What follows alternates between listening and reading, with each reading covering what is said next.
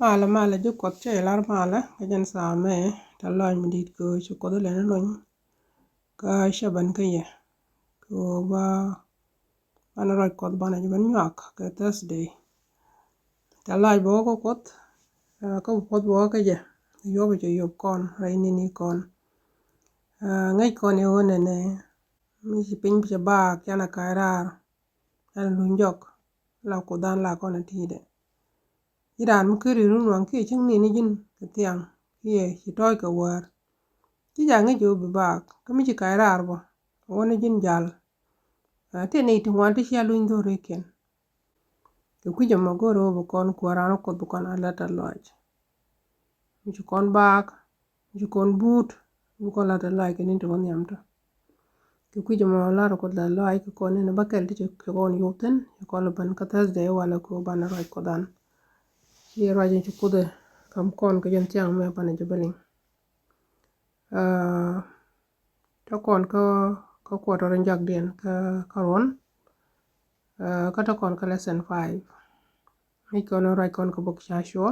la kon a kwen wen pai kon to ka Exodus ti Joshua jaban ko goro ba God Israel ke ci kude jo ba God Israel ba ko chop ko promised land ki ka kainen kan kon won yam ba kon mo ke ka pali tot wori jabe kon yi ko so jula de te ko din ajen same ko shingo mo ka luang ke shingo mo ke time ko din ko baba nyam do ko ro ni ko baka balat war ngi je kon jeng la na yene ka dab tungwan wadin tilana e pan jare do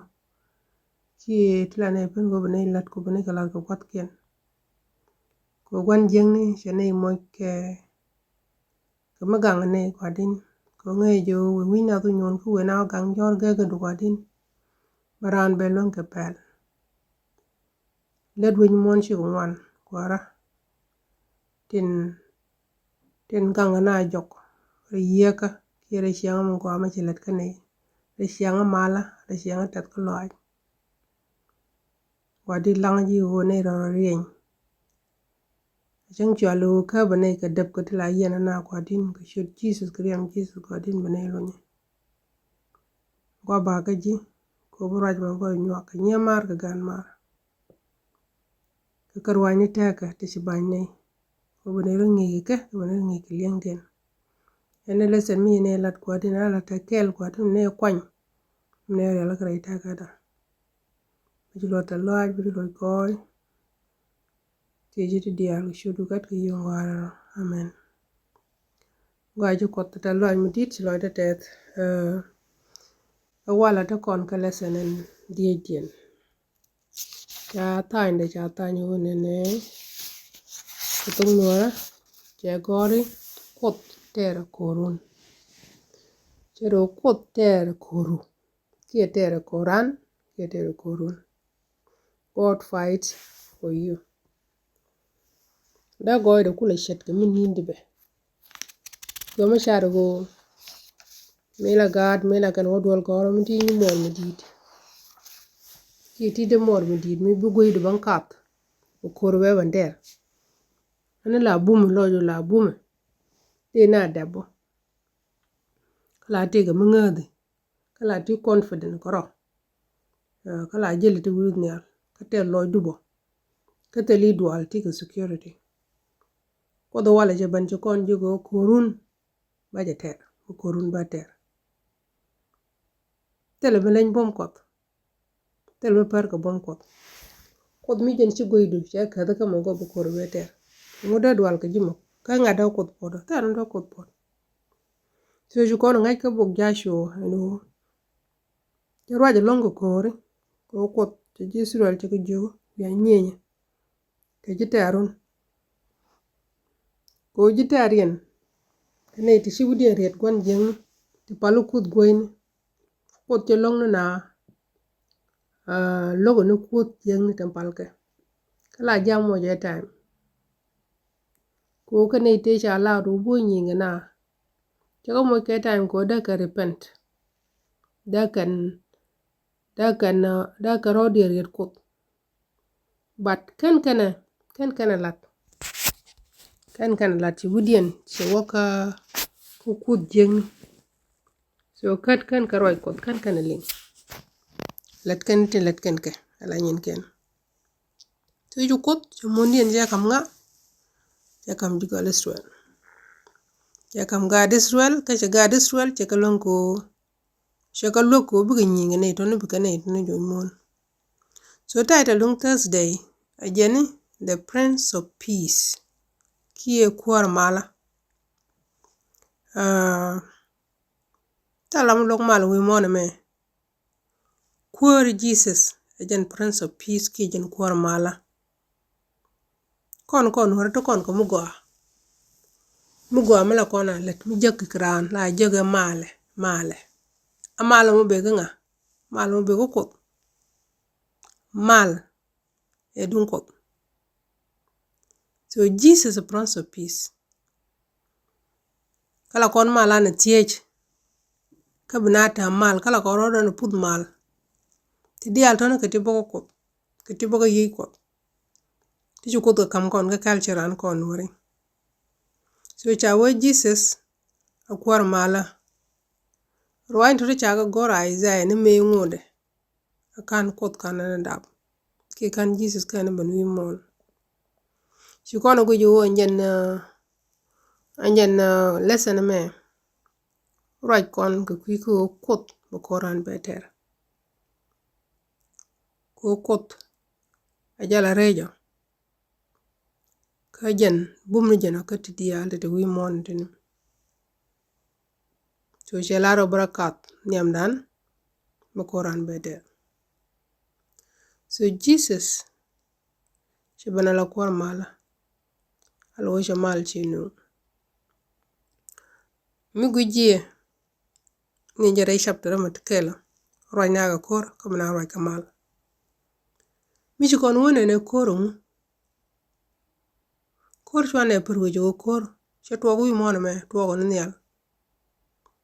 me chalu super me cha yorpin kor ni tient ni chega lesson elel kon shangi ke last week chawa kor nte jo kori so on kor tar kam ko ikono te go kor mudid mu kutitu ko le ban joda ajen ko Lucifer yor ga jope nyal ajen ngodo wala kajen koron chuko do bal ko kormi okor gwan yengni okor jet ko loaj okor jelisuka okor am guru ne ne ko ko bekan Lucifer ki lo didit kayin ko ka chaga ko bat ko goy ko kana nak yoro jope kana jaga so jen kor ngot kana ga meter kana bat ko korano ko she nature kor nature a peace ajen Jesus ko la cholo Prince of Peace win mo ne me cha gwan jing ne cha yorpin ne ka Garden of Eden ki jiya kiti dial ci ka safar ni mon cha curse te yen wi ka Isaiah mi ko do gor yen ko ka Isaiah chapter 11 verse 1 waka wona ke 8 men cha heaven ko ajele describe no ne heaven betel kor tela gak tela aggression yani tela ngany leibo ci ka robisham chawa gat da ngar ko lon ga da ngar ko tol leibo ki sham ni joy tela ram sham lo do le nguno ma a peace internal peace mbi chang ko ronel ka jen peace to ko do win mon me cha Garden Eden me cha chak jen peace chu ko do la wi mon dor be ban ka wan jeng ni me chu wan jeng no ban ci dor che ban dor je non ga go dor je non kora dor je non o binaron na ko je non liya ci me ji kaynen je daman ce nak damana bel so ci dor je ban wi mon je take curse ci wi mon ce ya take lam ci mun je bom ce don ci kwi ci go don ci timon mot bo ci ga don jendi kug na jendi yenna ci ga tuwo ti dial ton boka ka dwar ko wun mo na tan yale ki Jerusalem go me cha describe tele ka ti dial ton tin tele kwi tele gak so ka Isaiah ba mo ko na ma go me ten ko na je ka to buli no let me just read it ka Isaiah 9 be je ka sik so wana ne ba ko na to buli no bad ba won go ba lo ma ko gelam no ka to ka no ra amin so wana ne for unto us a child is born jana ko ni cha kon dab gat unto us a son is given jana cha kon kam gat and the government will be upon his shoulder jana bu kuoru kuma jana batani ngode kiya batani wijara ala goro nagaje he and his name will be called wonderful counselor ka jana ba chuda ba cholo wonderful ka ba chalo counselor chara ramu luwa ki ramu bumna ki ramu chumna the almighty God kot mu bumni jen everlasting father prince of peace jana ba cholo jen kodan daga mal so raja mun longo je gogna Isaiah ni me kan Jesus kanan dab alo cha chak chut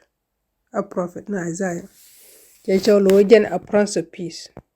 so korano Jesus a prince of peace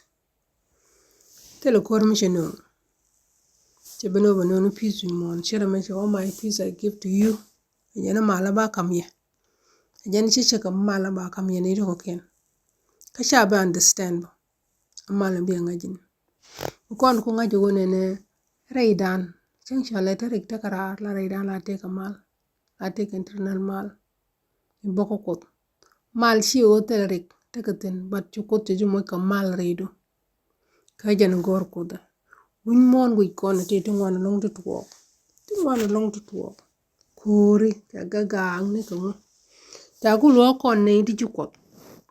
ki ko ne ti no kot ti experience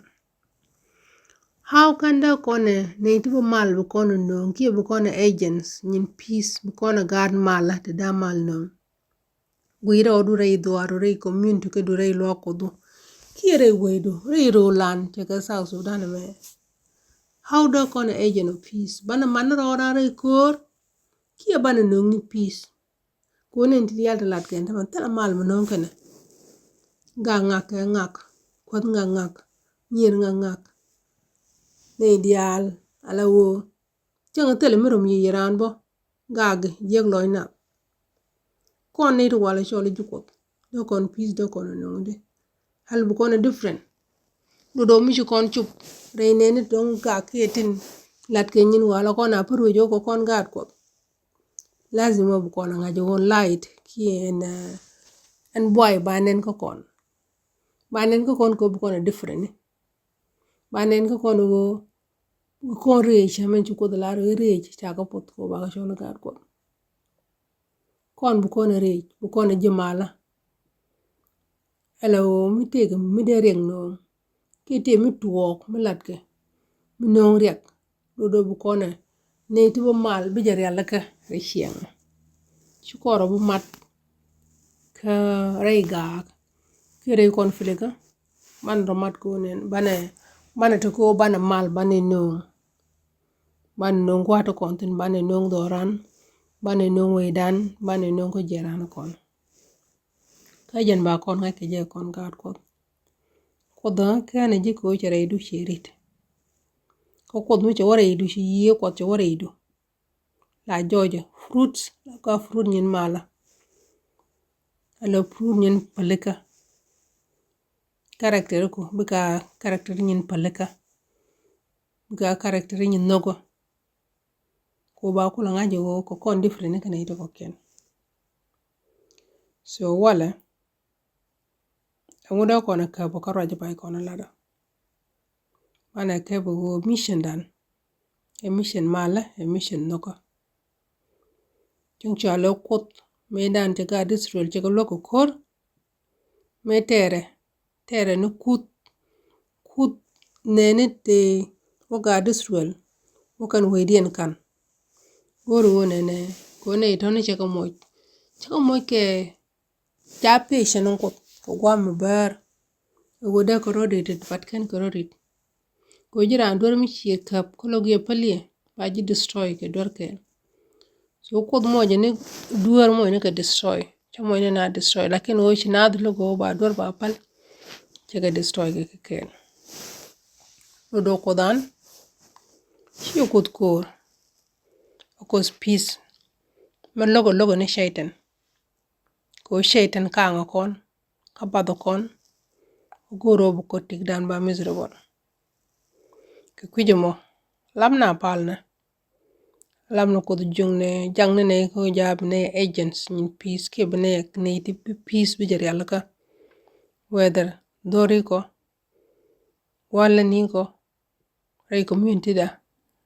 ray weda ko da jani mi shianga tiech baye kam mi shianga tie ke jama ani ko pot kon ko wanti tini ta dare ko da shiak every day ci door ci je ki door ci nen kan jama na jare itaga do ci ngan man ba mare itaga da wala e wonene angan agent dung peace angan nya ko mi peace bi jeno mete minun kor batu ku pizza o ko kot aja nong pizza ke jale ke peace ke ana bu ko ro kot ko pot kon ko ro entitene baro dan ba ga kapal ajan ko dum jeddi al goni ci ko so wadin ci rakene ke tin ngwara bay bolodo lere jene yo nok ne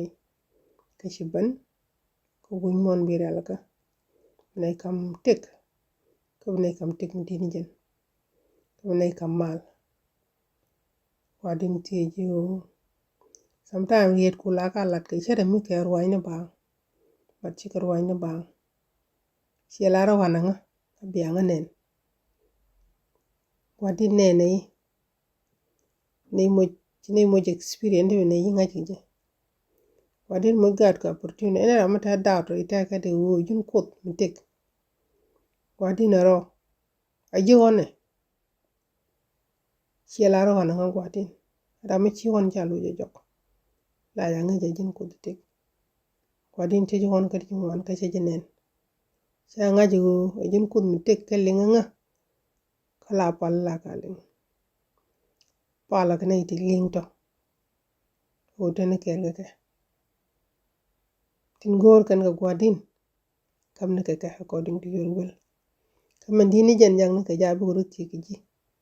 ko shelaram ci nga je ken nyam ci ati dial ci aga jak ne kon goro ji ken nyam shelaro mu ci kam jesus e mu ci enti dial ci nga da kam ye ke jakela wadin ga dum ci kam ne je lu ja ngere kuida mu de peno tel mi de pen bawo ci lo de ter tane ke ne ke tane ga gad ko tane ga woido tane ga lo ko do tane ga bot ko bang ne ki ji dial shodu kat ko yung wara amen